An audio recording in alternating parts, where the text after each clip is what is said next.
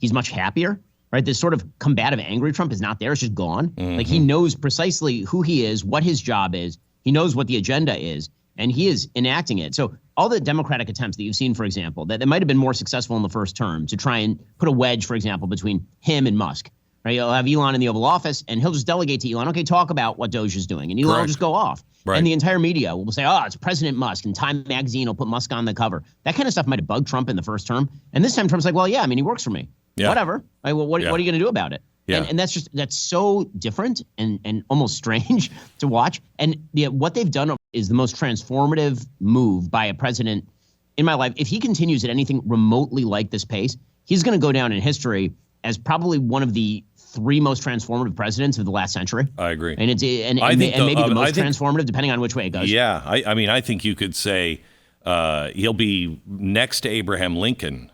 I mean, if he continues at this pace and everything gets done, I'm concerned about the economy because, and maybe you can help me on this. I'm concerned about the economy because we're cutting spending, but a lot of our GDP is coming from the government right now.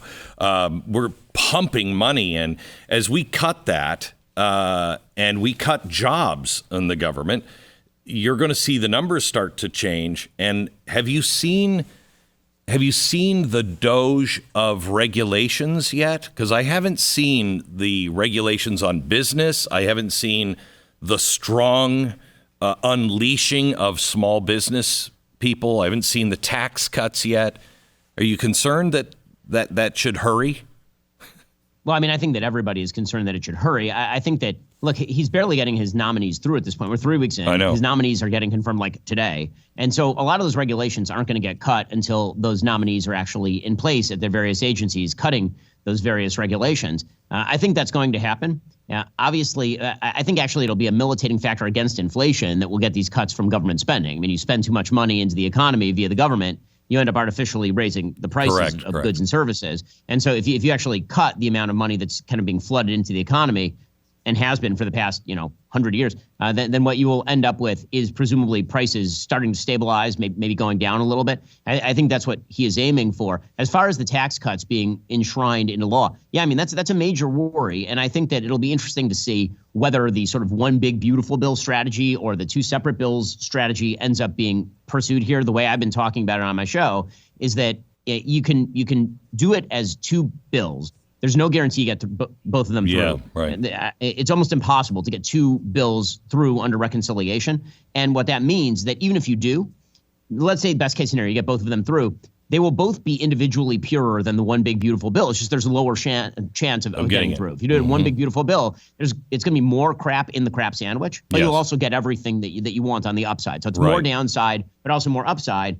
And, again, I'm sort of risk averse here, which is get everything you can early on. I think that's the way also Trump is approaching this administration. He knows midterm is coming. The midterms come up on you real fast. By this time next year, everybody's running for re-election and basically everything stops dead. So he doesn't have 2 years to get his agenda done. He basically has a year to get the vast majority of his agenda done. I said to him, you only have 4 years and really 2 years before the midterms. And he said, Glenn, I have 100 days. He said, I have to have the majority of stuff done in the first 100 days because then it kicks in. It needs time to kick in before those midterms because it's not going to turn around on a dime. It is refreshing to see the no nonsense. And I have to tell you, when he had Benjamin Netanyahu and they did that joint press conference, I had a whole new level of respect for him. His negotiating power with the tariffs and what he took. Oh my gosh, you're talking about a genocide with the Palestinians, and you're just going to liquidate all of them and try to send them all over, the Middle East. No one was talking about that the next day. He said, we want them to go someplace else. It's only right and compassionate, but they got to go someplace else. And then he said, and, maybe we'll build a Trump golf course. Maybe we'll do it. It's crazy. That's what everybody in the Middle East was talking about, saying, no, you can't do that. That's brilliant, I think.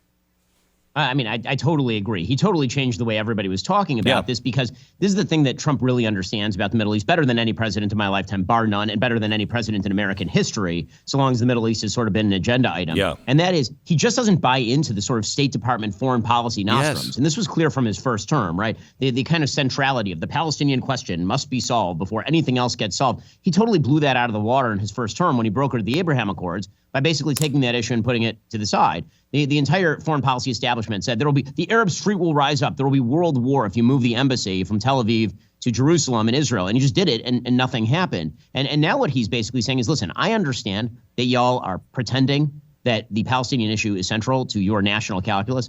I know that it's not central to your national calculus. And in fact, you wish it to be a thorn in the side of anything that happens in the Middle East from here until the end of time. And you have proposed no solutions at all for 80 years on this particular question. And here I am saying, let's take some people who are obviously living in a hellhole. I mean, there's nothing left in Gaza. Everything is rubble. And let's move those people to a place where they're not living in rubble. And by the way, then we can rebuild this place and actually turn it into a functioning polity where people can, vacation.